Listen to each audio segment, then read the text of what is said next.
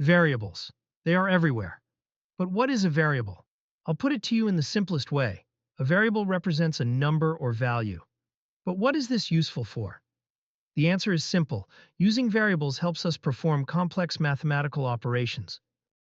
You'll understand with this example. Jimmy is twice as old as James, and John is 3 times as old as James. If the total sum of their ages is 54, how old is each one? First, let's try to solve this problem without using variables. If James's age is 5 years, then Jimmy's age is twice that, 10 years, and John's age is 3 times that, 15 years. The sum of their ages is 5 plus 10 plus 15, which is 30, so these are not their ages since they must add up to 54. Let's try another number. If James's age is 10 years, then Jimmy's age is twice that, 20 years, and John's age is 3 times that, 30 years. The sum of their ages is 10 plus 20 plus 30, which is 60, so these are not their ages either since they must add up to 54. This time we were just a little off. Now, if we try 9 years as James's age, Jimmy's age is twice that, which is 18 years, and John's age is 3 times that, which is 27 years. Fortunately, this time the sum of their ages is 54, which is exactly what we wanted. After 3 attempts, we finally found the brothers' ages. Remember this, mathematicians are lazy, and that's why we always look for the shortest solution that requires the least effort. To solve this problem with less effort, a mathematician would use variables. This is what would go through a mathematician's mind in seconds.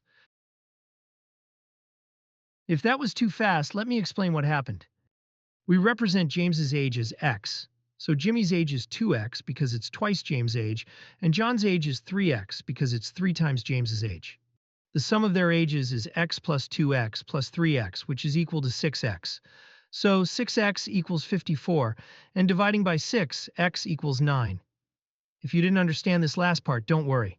We'll explain it later in the video. Now, do you understand what variables are for? They make it easier for us to answer questions involving one or more unknown values. Now, let's look at some examples of identifying variables. Here we need to write the values we represent with variables. A square with side length a. In this example, the variable is a since it represents the length of a square's side. Braulio is twice as old as Joseph.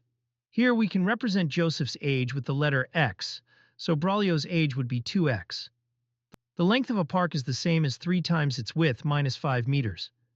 Here we can represent the width with the letter w, so the length would be 3w's minus 5. Before solving some exercises, let's first look at the basic properties of variables. Addition. A times x plus b times x is equal to a plus b times x. This property is intuitive. For example, 3x plus 7x equals 10x, and x plus 3x plus 5x equals 9x. This property also applies to subtraction. 8x minus 5x equals 3x.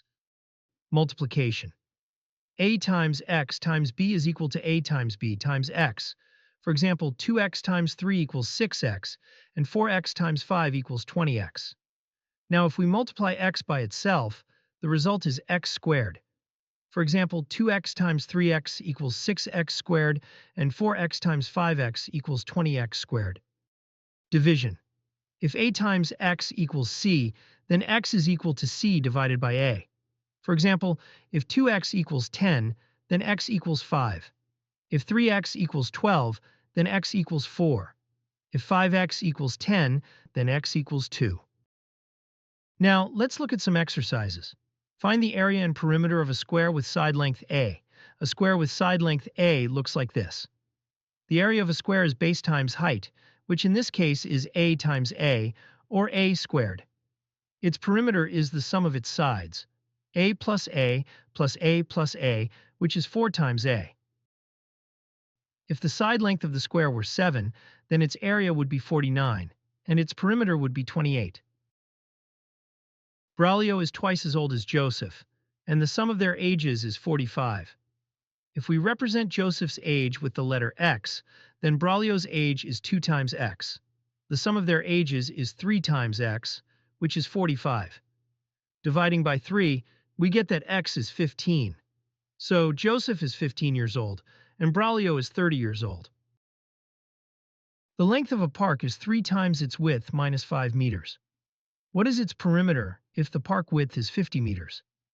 And if the park width is 40 meters? The width of the park is W and the length is 3 times W minus 5. The perimeter of a rectangle is equal to 2 times the width plus the length, so P is equal to 2 times W plus 3W minus 5. This is equal to 2 times 4W minus 5, which is the same as 8W minus 10. If the width of the park is 50, then the perimeter is 8 times 50 minus 10, or 390. If the width of the park is 40, then the perimeter is 8 times 40 minus 10, or 310.